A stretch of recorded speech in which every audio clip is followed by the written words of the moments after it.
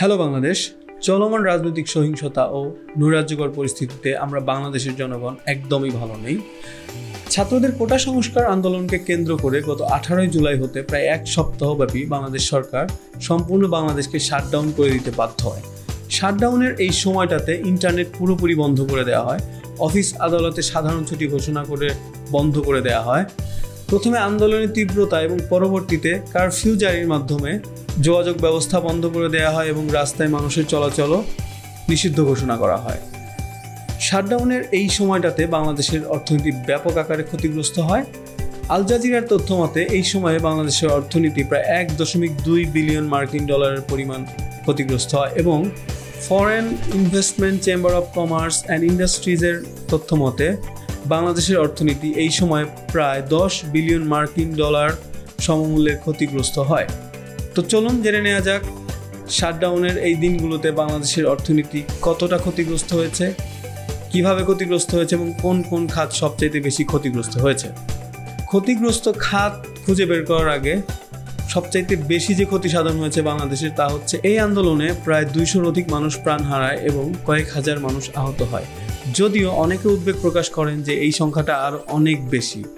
সহিংস এই সময়টাতে অনেক সরকারি ও বেসরকারি স্থাপনায় ভাঙচুর ও অগ্নিসংযোগ করা হয়েছে, যেমন মেট্রো রেল, বিআরটি অফিস, বিভিন্ন যানবাহন, সেতু ভবন ইত্যাদি ভবনে ব্যাপক ক্ষয়ক্ষতি সাধিত হয়েছে। বিভিন্ন সরকারি দপ্তরের তথ্য মতে এই ক্ষয়ক্ষতির পরিমাণ কয়েক হাজার কোটি টাকার বেশি।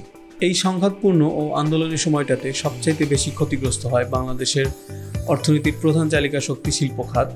এই শিল্প খাতকে কেন্দ্র করে বাংলাদেশের যে আমদানি রপ্তানি বাণিজ্য রয়েছে তা সম্পূর্ণরূপে বন্ধ হয়ে যায়।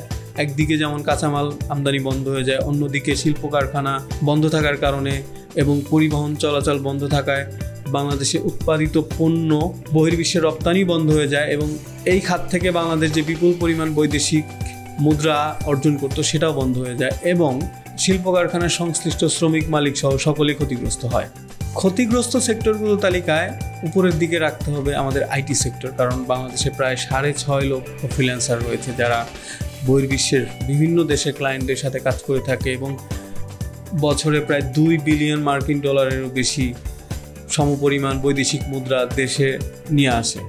কিন্তু এই শাটডাউনের ফলে অনেক ফ্রিল্যান্সার তাদের কাজ হারিয়েছে এবং ভবিষ্যতে তাদের কাজ পাওয়ার সম্ভাবনাও কমে যাচ্ছে, কারণ তাদের এই ইন্টারনেটে অ্যাভেলেবল না থাকার কারণে এইটার প্রভাব পড়েছে তাদের অ্যাকাউন্টগুলোতে এবং তাদের জব সাকসেস রেট এবং রেটিংও কিন্তু অনেকাংশে কমে যাচ্ছে, যা তাদের ভবিষ্যতে কাজ পাওয়ার ক্ষেত্রে এক বড় ধরনের সমস্যা তৈরি করবে বলে আইটি বা এই সকল খাত সংশ্লিষ্ট বিশেষজ্ঞরাগণ উদ্বেগ প্রকাশ করেছেন।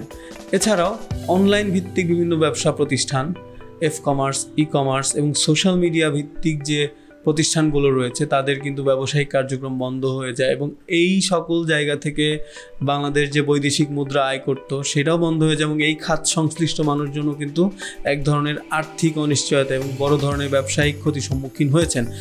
এই সময়টাতে পরিবহন বন্ধ হয়ে যাওয়ার কারণে অনেক কৃষিজাত পণ্য সময় মতো বাজারে নিয়ে যেতে না পারার কারণে অনেক কৃষি পণ্য নষ্ট হয়েছে এবং সেই সকল কৃষি পণ্য উৎপাদনের সাথে যে সকল কৃষক জড়িত ছিলেন তারাও আর্থিকভাবে ব্যাপক ক্ষয়ক্ষতির সম্মুখীন হয়েছে। ইন্টারনেট সার্ভিস বন্ধ হয়ে যাওয়া এবং ব্যাংকিং খাত বন্ধ থাকায় বিদেশে অবস্থানরত প্রবাসী শ্রমিকরা তাদের অর্জিত রেমিটেন্স দেশে না পাঠাতে পারা, এই সময়টাতে কিন্তু দেশের রেমিটেন্স ফ্লো অনেকাংশে কমে গিয়েছে এবং পরবর্তী সময়ে দেশে রেমিটেন্স না পাঠানোর মাধ্যমে প্রবাসী শ্রমিক ভাইয়েরা তারা এই ছাত্র আন্দোলনের সাথে সংহতি প্রকাশ করায়ও কিন্তু ভবিষ্যতে বাংলাদেশের এই রেমিটেন্স প্রবাহ কিন্তু আরও অনেকাংশে কমে যেতে পারে বলে অনেকে ধারণা করছেন এবং যা বাংলাদেশের অর্থনীতি এবং বৈদেশিক মুদ্রার রিজার্ভ কমে যাওয়ার পিছনে বড় ধরনের ভূমিকা রাখতে পারে বলে আশঙ্কা করা হচ্ছে। অন্যদিকে রাজনৈতিক অস্থিতিশীলতা ও প্রশাসনিক সুশাসনের অভাবের কারণে বিদেশি বিনিয়োগকারীরা বাংলাদেশে বিনিয়োগ করার আগ্রহ হারিয়ে ফেলতে পারেন, যা বাংলাদেশের চলমান রিজার্ভ সংকটকে আরও বেশি ঘনীভূত করবে এবং দীর্ঘমেয়াদে এলডিসি উত্তরণ পরবর্তী বাংলাদেশের সাস্টেইনেবল ডেভেলপমেন্টকে বাধাগ্রস্ত করবে এবং বৈশ্বিক প্রতিযোগিতায় বাংলাদেশ পিছিয়ে পড়তে পারে বলে অর্থনীতিবিদগণ গভীর উদ্বেগ প্রকাশ করেছেন। সবশেষে শাটডাউনের কারণে ব্যবসা বাণিজ্য, আমদানি রপ্তানি এবং ব্যাংক বন্ধ থাকায় খেলাপি ঋণের পরিমাণ আরও অনেক বেড়ে যাবে, যা বাংলাদেশের অর্থনীতিকে আরও গুরুতরভাবে বাধাগ্রস্ত করবে।